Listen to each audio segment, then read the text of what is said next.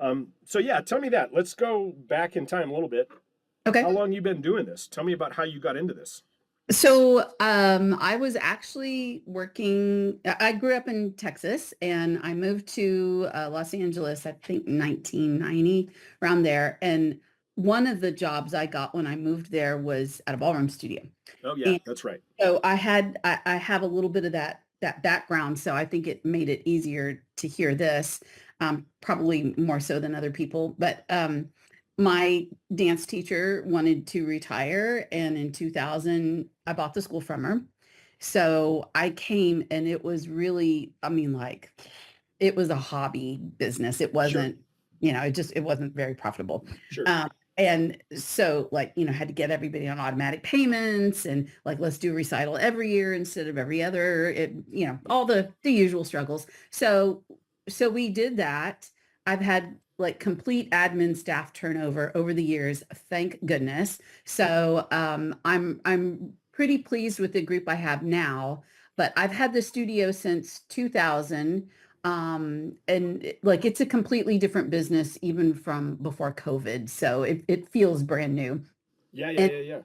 yeah, and it's been, like, on a gentle upward trajectory for since COVID, which is great. Um, but yeah, last month it blew up, which was great. And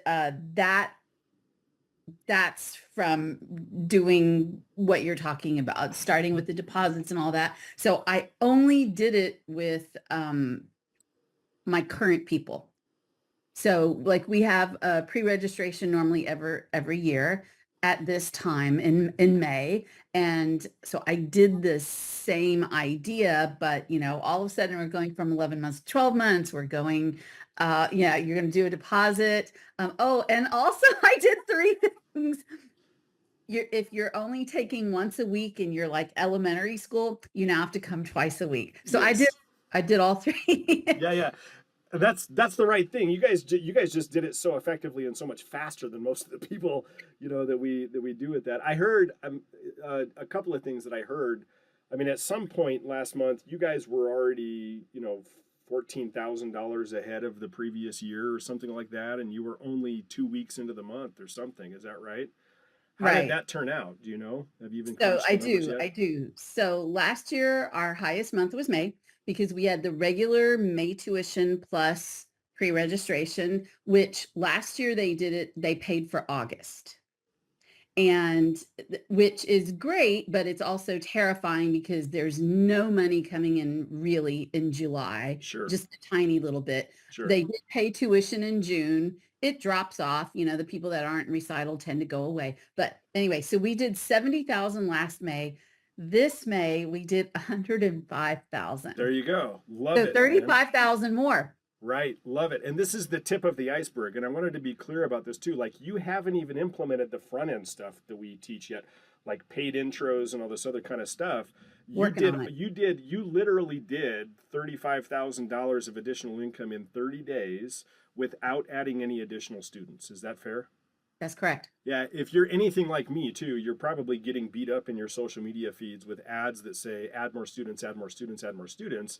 And we're like, wait a minute, maybe this isn't the best way to do this. What if we could move the needle first and then add more students when we now have the financial capacity to increase our payroll for new staff, or if we need to bring on additional real estate?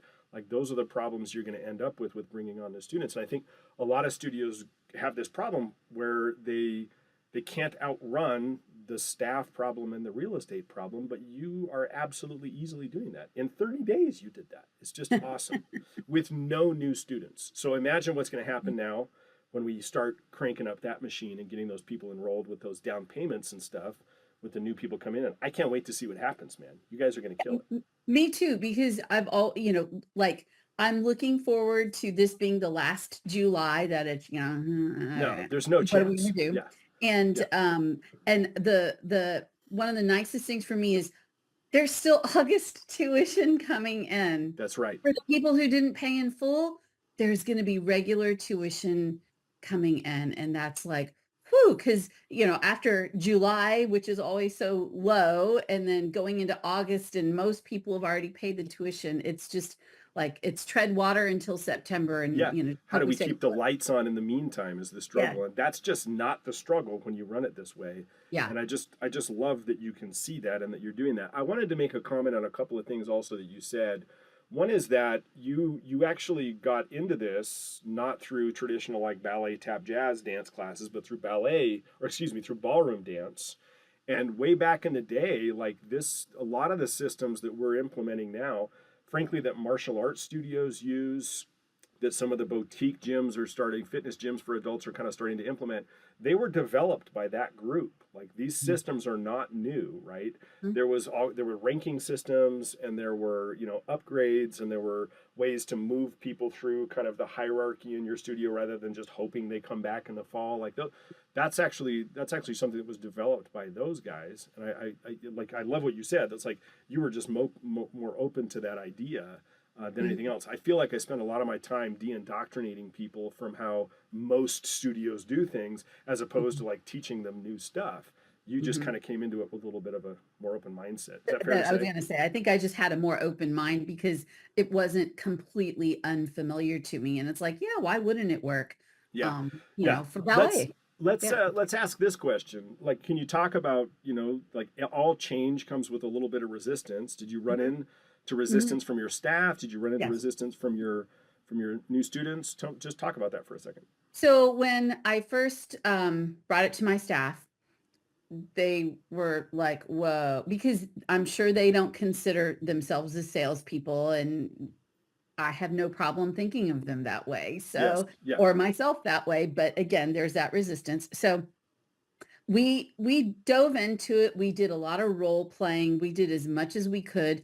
And part of me just knew that we had to hurry and just fail fast. Yes. Yep. Like, so the first day I expected it to be a disaster, and it kind of was.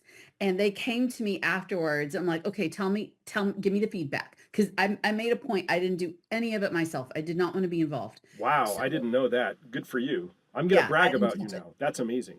Good for I you. did not touch it. It has to be all them. When I try to help, I usually mess things up. So it's just better if I don't touch it. And they needed to be able to stand on their feet. So they came to me. So Monday happened. Tuesday, we met beforehand. I'm like, all right, tell me all the things like you felt like you couldn't handle or that were weird or that stumped you. And they're like, oh my gosh, there's so many. And we went through them one by one. And I'm like, but really, was that a problem? Because look, like the solution was it was right here. And then they were like, oh yeah, look at that. The solution was there. Okay. So Tuesday they went into it more confident, Yeah. but still a little nervous, but definitely more confident. Wednesday they started killing it. Wow. And it flew from there. And what was nice is for the people that like they were tentative or unsure or whatever on Monday and Tuesday, we just kept extending the deadline so they could go back and like talk to those people with a little bit more confidence and authority. And so they were able to go back the next week, although it was supposedly done, they were able to go back the next week and mop up a little bit. Yeah, So there's easily like 30% additional revenue in the follow-up, yeah. right? The Oh yeah. folks that Yeah, slipped through, the folks that couldn't come to class that week, whatever it exactly. was, there's Yeah. easily 30% just left in just making sure you just follow up with the right people. So that's Yeah. pretty normal. Tell me about this. Next year when you do this, you're going to see any resistance you think with your staff, or they got it kind of figured Absolutely out? not. No, it's a No. cultural shift now, right? It is. It Yeah, is. They're at where they were on Monday, that first Monday. Now they're there with the introductory course because awesome. now that's new to them. Right. So and we're working on like we haven't even done it yet, but hopefully next Monday is like Pull the D-Day. trigger. Yeah, yeah, Yeah, yeah. yeah, we pull the trigger on Monday and then That, to be frank with you, that's the easy part. What you did was like the reason I'm talking to you today is because you did kind of the brave thing first, just because of the timing of when it came in the year. And the rest of this stuff, like, man, it's going to make a massive difference. It's going to make a massive difference. yeah. We think about like what's going to happen at the same time of year next year. Dude, I can't wait to see, Yeah. because you guys are going to be even better at what you're doing. Plus, you have the cultural pressure below, like all the new students that we're going to get between now and then. now are putting pressure on these other guys, and it just everything just works better, and it's already working. So it's just Yeah. fun to see. Yeah. I'm looking forward to that. Yeah. I keep walking around saying, all right, this is my last summer of like, it's No, like Game of Thrones, like not winter's coming, but oh, summer's no, coming. no, no, no. You got this. And I in my studios are the same way, right? Like I don't retain 100% of my students throughout all the summer. I lose about 15% pretty Mhm. consistently. Even through COVID, it was the same, right? I only lost about 15%. And pre-COVID, same thing. Like this has Mhm. not been a shift. And then we replace that 15% with new students coming in, making these large down payments. And the people we sign up over that time of year in the summertime are the kind of people that are around in the summertime. So next year they're going to stick around. They're not going anyway. And so it just builds momentum every single year when you do it this way. You're not gonna end up like oh, that worked last year but it didn't work this year. It literally gets better every single year you do it. So I can see yeah, it. I yeah. can see that happening. The other thing too that I think I love, like I share this probably on every little, summer strategies kind of call that I do, but like there are more people searching for dance classes in May and June than there are just about any other time of the year. And people underestimate that. They think, oh no, everybody goes to camp, everybody goes out of town, everybody goes on vacation, and there's just ways of managing that. Plus, you guys did what you did, we call the new season kickoff, right? What you did at this time of year puts such a bump in your cash flow that it makes it that much easier. And then your cash flow doesn't drop off the next month like everybody else who does it this way, right? Mhm. Your cash flow Mhm. is just going to keep going up. And now that you guys are implementing these new like large down payments and the paid intros and stuff, we're going to get people in on $40, $50 intros. They're going to make a couple $100 down payment. You go, enroll 20, 30 students like that. That just in down payments and intros, that's Mhm. an extra $7,000 or $8,000 a month if you don't do it well, Mhm. and you guys haven't even added students yet and already gone with it. I can't wait, man. This is really fun. It's fun for me to sit back and watch that you guys are pulling this off. So really, really cool stuff, man. Good job.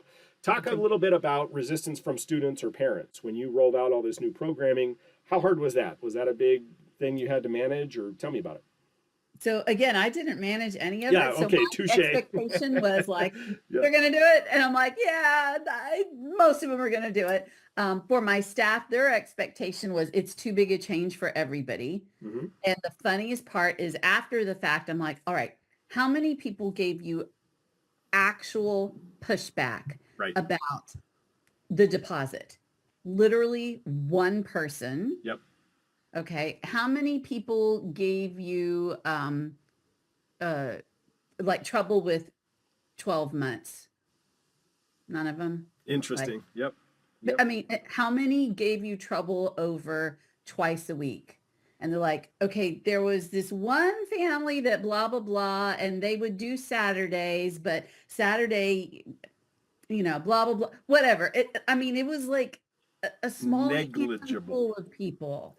Man, So, when you our experience with this again and again and again, and thank you for saying that out loud. Our experience with this again and again and again is that if you message this the right way, it is possible to do this wrong. It is mhm, possible to roll this out poorly. It is I can see possible that. to apologize for changes you're making and get people to think you're making a mistake. Mhm. Or you can do it the way you guys did it, and we can message this thing the right way, and all of a sudden we're empowering people and creating something greater than we had, as opposed to everything else. I think for me too, the 2 times a week thing, the stuff that I teach specifically, like I'm a good teacher, I am, but I'm not so good that I can actually teach you anything in 1 times a week classes. It's just hard, to do that. My son growing up, I think my son growing up loved to play soccer, and we would show up and join a team, and there was practice on Tuesdays and Thursdays and games on Saturdays or whatever. And I can imagine if I had gone to the coach and said, hey, we really want to be on this team, but we only want to come to class on Tuesday, or only want to come to practice on Tuesdays, that I said, good, go find another team to train on. That's not who we are. And it's just a cultural piece. It's just managing the culture of the messaging. This is who Mhm. we are, and this is the kind of student that we want to work with. And then it's okay if you don't. I think just kind of last thing I wanted to comment on with you is the average student value when we do it this way, right? Like I don't know if you're tracking that number yet. We think I that number is am. way more important than the just active student count. But what's do you know what your average student value is on these new So, guys, like new guys coming in the door and that stuff? so before all of this, my new student value was not new student value. My average student value was 2,500. Okay. Okay. And I was looking at that because it was funny that you were like, without even adding new students, Yeah. I was looking at that going, I really need to increase my revenue. I have, costs are skyrocketing, whatever.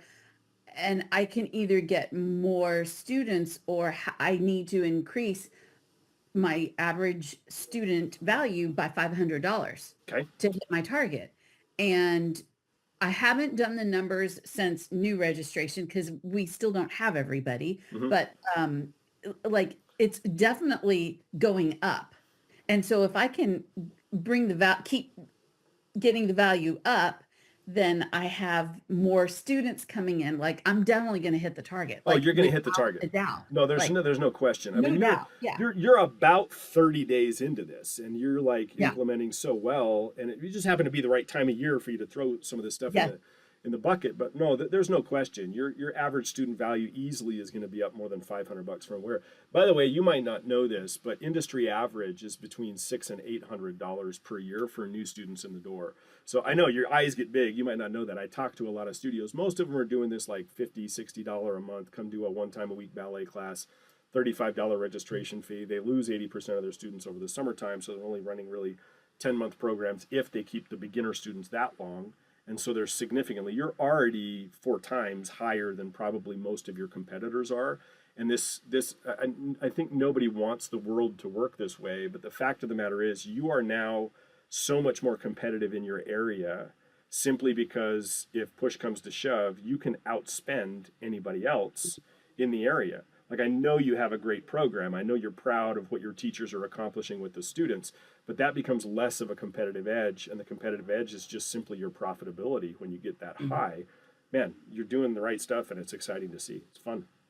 Yeah. Cool. Thank you. Yeah. Thank you for all your help. Like, I mean, part of the down payment, like the process of figuring out what to charge and all of this, like, I mean, I was able to do a nice big Massive. bump. Massive. Yeah. Like Yeah. instead of, oh, let's go up $4. 4 or 5%. Yeah, I'm infuriated by the advice that's usually, once again, it's part of the cult belief that you should raise your tuition 4% every 4%. summer. No, we raise Yeah. your tuition every time the numbers say we should raise your tuition. And what literally every studio did is they went and looked around at what the other studios in their area were doing and then price it. Everybody has a low sophistication pricing model. And if you just have a high sophistication pricing model, you're more competitive no matter what you teach. Like that just it itself is going to make it hard to keep up with you. You can have a better facility, you can hire better teachers, you can pay yourself more, you can do all of these things.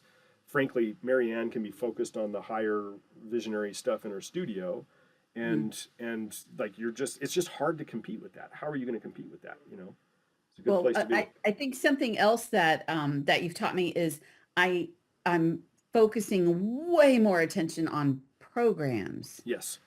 versus classes. And I haven't even scratched the surface. Like they don't even know for next year. These are the people, like they were going to do it no matter what. Yeah. So like that's what this summer is for. Like we are getting our ducks in a row for programming. Yeah. So that it's just, and it really helps with the admin staff. Look, you're not selling dance classes. We're selling a program. We're going to be different from absolutely everybody else. It doesn't matter what we charge. Like, I mean, I'm just repeating all the stuff you're saying to them so that they realize like, oh, they need to drink the Kool-Aid. Oh yeah.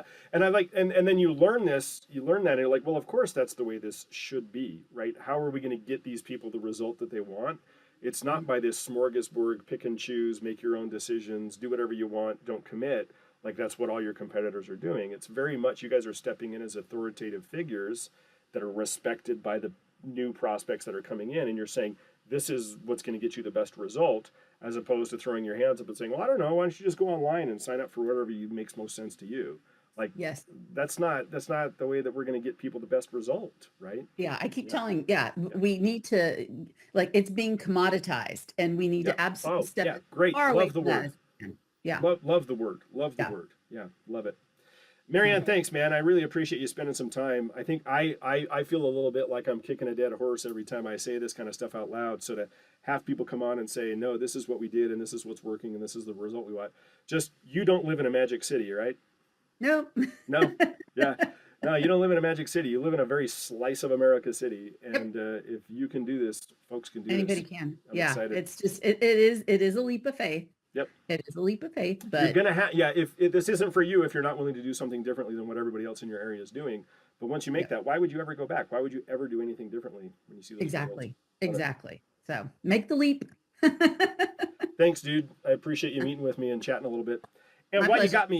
you got me, anything I can help out with, or anything questions you had, or anything like that we can knock out while I'm here? I just set up a meeting with Nicole for Monday. Oh, So we're going to like go through all the things, make sure the ad is leading to compete, that like we're going to get everything go, because I want to pull that trigger on Monday before my staff meeting so that we start getting people in, because now we need we need to fill yes. up the summer Yeah, classes. that's no question. That's the next step. And yeah, you guys, once we have that going, along Hmm. with this increase in average student value, like it's yeah, sky's the limit, man. You're gonna have new problems very, very quickly. Yeah. Like they're better problems, you know. Like Yeah. I've been an entrepreneur of one way or another for a very long time. I've owned studios for a long time. And like my gauge now is not, do I have no problems? It's, do I have different problems this year than I had last year? Hmm. And am I happy about those new problems? And you're going to Hmm. have new problems pretty quick here. That's fun. Yeah. We're going to Yeah. have to start opening additional locations or acquiring other studios, or like that's going to be the next thing not too far from now. Oh, Excited to wow. see it. That's Yeah. like, that blows my mind, but No, no, no, yeah. no. Yeah, it's going to start, and you'll see. Like we have people that are negotiating those things. We have a couple of studios right now. One of them's in she's in California, which with real estate law creates some problems of itself. You know they've got some a more restrictive and complicated bureaucracy we have to jump through. Right. But she's out there literally fighting City Hall on a thing, and she's changing, I don't know, just negotiating big real estate deals, and it's just so fun. I was talking to her this week. It's just so fun to see that, because she wasn't even thinking that, a Yeah. couple of years ago. And she teaches weird stuff. She didn't even teach like stuff that people, like ballet, tap, jazz. She's out there doing weird stuff, and it's just fun to see these people go fight these new problems and figure out these new things. So, Yeah. yep. Looking forward to it. Cool. All right. Thanks again, All right. Marianne. Okay. Chat with you in a Thank bit. you. Okay. Bye-bye.